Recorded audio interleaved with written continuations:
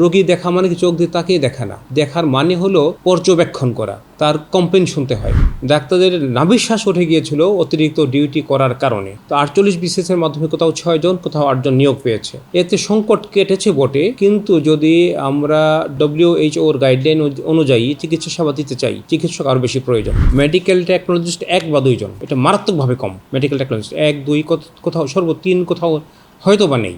এখন একটা 50 শয্যা হসপিটাল যদি বলি, একজন ইউএইচএফপিও, একজন আরএমও, 10 জন কনসালটেন্ট, 4 বা 5 জন মেডিকেল অফিসার যারা ইমার্জেন্সিতে কাজ করেন, কেউ কেউ ইনডোরে কাজ করেন।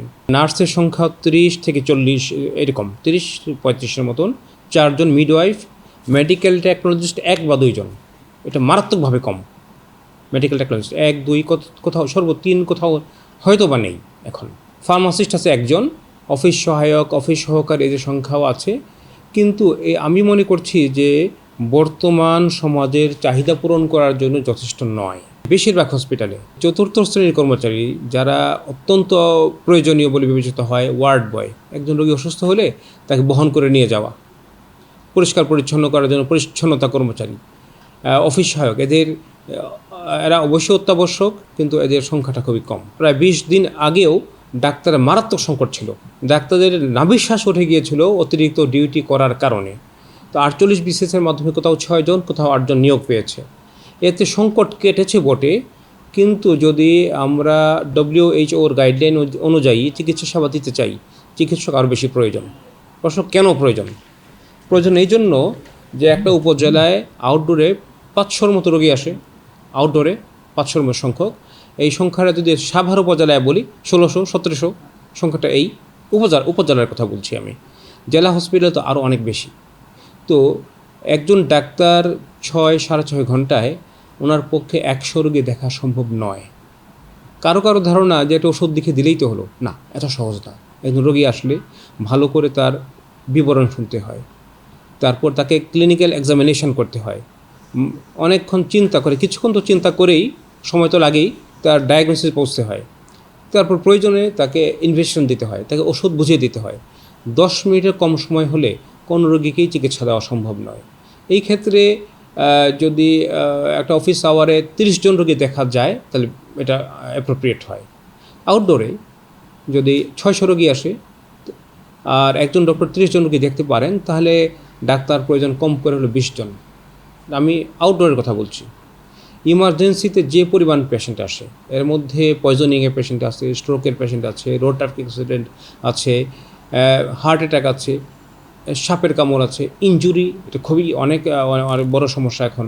তো আমি মনে করি ফুল 2 সেট, প্রতি শিফটে 2 সেট মেডিকেল স্টাফ থাকা উচিত।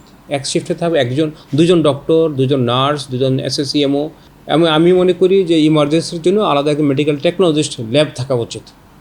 একজন মানুষ অজ্ঞান হয়ে গেল, হতে পারে যে অজ্ঞানতার কারণ হতে পারে hypoglycaemia, immediate blood sugar test করা। হতে পারে তার চেস্ট পেইন বা হার্ট অ্যাটাক হয়ে শকে চলে গেল, সেই কারণে দরকার হতে পারে ইসিজি করা। তো সেই 24 ঘন্টায় যদি ইমার্জেন্সিতে ল্যাব থাকে এবং সারা দিনে তাই আছে, তাহলে আমার জনসংখ্যা তো অনেক বেশি প্রয়োজন। আমি তো 2টা ডিপার্টমেন্ট বললাম। খুব গুরুত্বপূর্ণ ডিপার্টমেন্ট হলো ইনডোর, অন্তঃবিভাগ। তো 1982 সালে medical practice, private clinic and private laboratory ordinance যেটা করা হয়, সেখানে লেখা আছে প্রাইভেট ক্লিনিকে প্রতি 10 জন রোগীর জন্য 3 জন ডাক্তার লাগবে, 3 শিফটে 3 জন ডক্টর।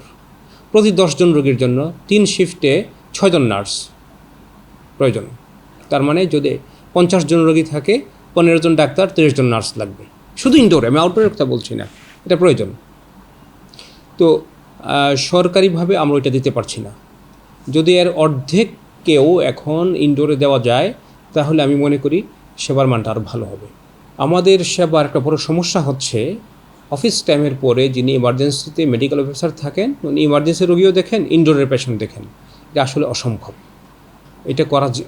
এটা করতে গেলে যিনি ডাক্তার আছেন তিনি সঠিক সেবা দিতে পারেন না, রোগী আছেন সঠিক সেবা পান না।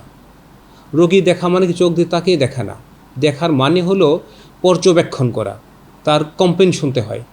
ভর্তিকৃত রোগীর কমপ্লেন শুনতে হয়, অনেক সময় এটা চেঞ্জ হয়, তাকে এক্সামিন করতে হয়, ওষুধ লিখতে হয়, তাকে বুঝিয়ে দিতে হয়।